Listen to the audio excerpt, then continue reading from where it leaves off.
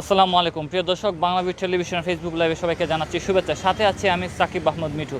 আপনাদেরকে যেমনটা আমরা প্রতি ঘন্টায় আসলে সিলেটের যে করোনা কালীন সময়ে কঠোর লকডাউন চলছে, এই সময়টাকে আসলে করোনা আক্রান্ত যে হসপিটাল আছে, যে রুগীদেরকে সেবা দেন, করোনা আক্রান্ত যারা হন, সেই ডেডিকেটেড হসপিটাল সৈয়দ শামসুদ্দিন হাসপাতালে আছি। আমার সাথে আছেন এই হাসপাতালের medical officer doctor Mohammad Mizanur Rahman. আসলে এই যে করোনাকালীন সময় চলছে, এই যে সংকট চলছে, এই যে মহামারী চলছে, তার মধ্যেও কিন্তু তারা দিন রাত পরিশ্রম করে যাচ্ছেন যে এই যে আক্রান্ত রোগীদেরকে সেবা দেওয়ার জন্য। আপনারা জানেন যে বেশ কিছুদিন থেকে কিন্তু এই আক্রান্তর হার বাড়ছে এবং এই হাসপাতালে আইসিইউর বেডগুলো একদমও খালি নেই। এবং গত 2 দিন আগে আমরা দেখেছি যে করোনাকালীন সময়ে সবচেয়ে বেশি যে মৃতের সংখ্যা হয়েছিল 7 জন সিলেটে। এই পুরো বিষয়টা আসলে কী অবস্থা হচ্ছে যে সিলেটের করোনাকালীন সময়ে, এ বিষয় নিয়ে আমরা কথা বলবো শ্রদ্ধেয় ডক্টর মোহাম্মদ মিজানুর রহমানের সাথে, এই হাসপাতালের মেডিকেল অফিসার। তিনি আমাদেরকে একটু বলবেন যে আপনারা তো এই দীর্ঘদিন থেকে এই করোনাকালীন সময়ে সেবা দিয়ে যাচ্ছেন, আসলে এখন কি পরিস্থিতি আপনাদের হাসপাতালে এবং সিলেটের পুরো পরিস্থিতিটা যদি আমাদের দর্শকদের একটু বলেন। ধন্যবাদ। আপনারা জানেন সিলেট শহীদ শামসুদ্দিন আহমেদ হাসপাতাল করোনা শুরুর প্রথম থেকেই কোভিড ডেডিকেটেড হসপিটাল হিসাবে আমরা সেবা দিয়ে যাচ্ছি। বিগত 2 থেকে 3 সপ্তাহ যাবৎ আমরা দেখতে পাচ্ছি আসলে গোটা সিলেট শহর এবং বাংলাদেশেই রোগীর সংক্রমণের হার একটু ঊর্ধ্বমুখী।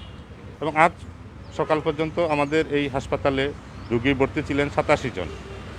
এর ভিতরে পজিটিভ যেমন আছেন তেমনি সাসপেক্টিভও আছেন। আপনারা জানেন এই হাসপাতালে 16 শয্যা বিশিষ্ট একটি আইসিইউ ইউনিট রয়েছে এবং আইসিইউতে এখন পর্যন্ত রোগী ভর্তি আছেন 15 জন। আমরা আসলে চেষ্টা করে যাচ্ছি রোগী যেন সুচিকিৎসাটা পায়।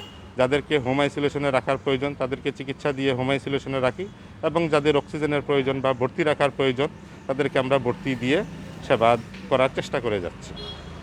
আসলে আমরা মানুষের একটা আতঙ্ক যেটা হচ্ছে যে এই মুহূর্তে তো আইসিইউ পাওয়া যাচ্ছে না এবং ঘরে থেকে সেবা নিতে হচ্ছে, সেই বিষয়ে আপনাদের উপদেষ্টির পরামর্শ কী থাকবে?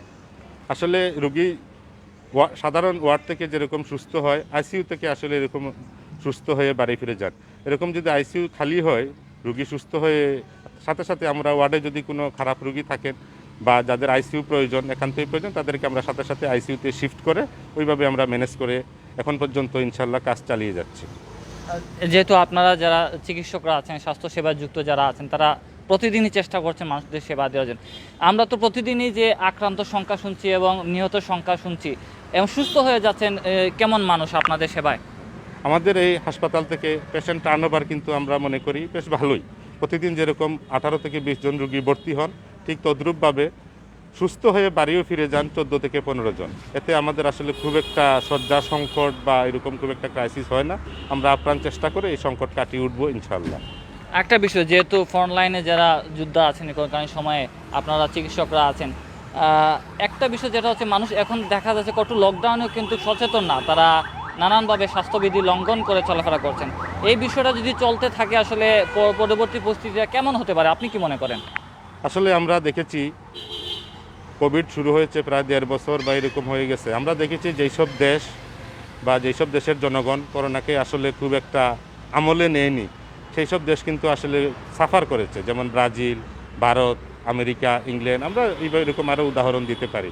কিন্তু আমরা বাংলাদেশ এখনও পর্যন্ত ইনশাল্লাহ এই করোনা সংকট আমরা মোটামুটিভাবে কিন্তু হাসপাতাল বলেন, সেবা বলেন, আমরা হটলাইনের মাধ্যমে সেবা দিই, সেবা বলেন, মোটামুটি কিন্তু আমরা একটা সেবা দিতে এখানে সক্ষম হয়েছি। কিন্তু আমাদের ভিতরে একটা আশঙ্কা আছে, যদি এই মুহূর্তে এই যে করোনা সংক্রমণের ঊর্ধ্বগতি, এই মুহূর্তে যদি আমরা নিজেরা সচেতন না হই, বিশেষ করে মাস্ক যদি আমরা সফলভাবে সবাইকে পরাতে না পারি, তাহলে আমাদের ভিতরে একটা আশঙ্কা আছে যে অচিরেই আমাদের অবস্থা দিনকে দিন নিয়ন্ত্রণের বাইরে চলে যায় কিনা, সে ব্যাপারে আসলে আমাদেরকে একটু ভাবতে হবে। একটা গুরুত্বপূর্ণ বিষয় যেটা হচ্ছে, অনেকেই মনে করেন যে শহরে শুধু করোনা আছে, গ্রামে নেই, গ্রামের মানুষের করোনা হয় না। এই যে ধারণাটা মানুষের মনে চলে এসেছে, সেটা আসলে কি ঠিক, নাকি আসলে গ্রামের মানুষদেরও আক্রান্ত হচ্ছেন কিন্তু তারা বুঝে উঠতে পারছেন না যে তারা আক্রান্ত হয়ে গেছেন? আপনি ঠিকই বলেছেন, আসলে এরকম একটা ধারণা এখনও আমাদের দেশে বিদ্যমান। করোনা আসলে সবাই গ্রামে বিশেষ করে সহজে টেস্ট করান না, মনে করেন যে না একটু ঠান্ডা লাগছে, বৃষ্টিতে ভিজছি, মাঠে গেছি, এজন্য একটু জ্বর সর্দি কাশি হয়েছে। আসলে ব্যাপারটা ঠিক সেরকম নয়। আমাদের হাসপাতালের পরিসংখ্যান থেকে আমরা বলতে পারি এখন যেরকম পেশেন্ট আসতেছে, আমরা দেখতে পাচ্ছি শহর গ্রাম এটা কিন্তু আসলে খুব যে পার্থক্য তা কিন্তু না। মোটামুটি অর্ধেকের মতো শহর এবং অর্ধেক রুগী দেখা যাচ্ছে গ্রামেরই। এবং আসলে আগের গ্রামে যেরকম একটা কথা প্রচলিত আছে যে নিম্নবিত্ত বা নিম্ন মধ্যবিত্তদের করোনা হয় না, ব্যাপারটি আসলে মোটেও সেরকম নয়। আমাদের হাসপাতালে এখনও ভর্তি আছেন, আপনারা নিশ্চয়ই দেখেছেন পরিদর্শনের সময়। একদম মানে সাধারণ জনগণেরও আসলে করোনা আসলে কোনো ভেদাভেদ নেই, যে কারোই করোনা হতে পারে। ধন্যবাদ আপনার গুরুত্বপূর্ণ সময়টুকু আমাদের দেওয়ার জন্য। আমরা প্রিয় দর্শক, আমরা কথা বলছিলাম যে সিলেট সৈয়দ শামসুদ্দিন হাসপাতালের medical officer doctor Mohammad Mizanur রহমানের সাথে। তিনি বলছিলেন আসলে এই যে করোনা সংকটকালীন সময়ে অনেকে ধারণা করে থাকেন যে গ্রামে কোনো করোনা নেই, শহরে করোনা আছে। আসলে এমন ধারণা করাটা একদমই ভুল হবে, কারণ হচ্ছে যে করোনা কিন্তু এখন সর্বত্র ছড়িয়ে পড়েছে এবং মানুষ আসলে প্রতিদিনই কিন্তু আক্রান্ত হচ্ছেন, শহরে যেমন আক্রান্ত হচ্ছেন গ্রামেই আক্রান্ত হচ্ছেন।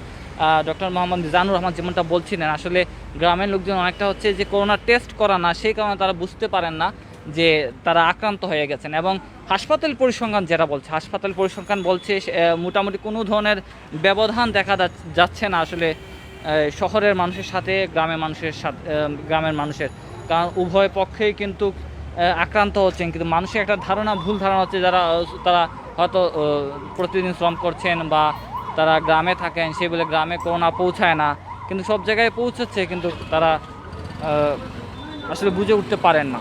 আমরা এই মুহূর্তে আছি যে আসলে সিলেটে যে করোনা ডেডিকেটেড হাসপাতাল, আমরা কিন্তু সবসময় আপনাদেরকে সর্বশেষ তথ্য দেওয়ার পরিস্থিতি দেখানোর চেষ্টা করি। আপনারা সরাসরি দেখতে পাচ্ছেন যে এই সিলেট সৈয়দ শামসুদ্দিন হাসপাতালের যে করোনা টেস্ট কেন্দ্র, সেখানে টেস্ট করার জন্য মানুষ কীভাবে হাজির হয়েছেন, তারা লাইন ধরে কিন্তু এই টেস্টের জন্য এসেছেন। এখান থেকে বোঝা যায় আসলে মানুষ এখনও কিন্তু আক্রান্ত কিভাবে হচ্ছেন, যে মানুষ লাইনে দাঁড়িয়ে আছেন, কিন্তু তারা প্রতিদিনই কিন্তু এইভাবে দাঁড়িয়ে থাকেন টেস্ট করার জন্য।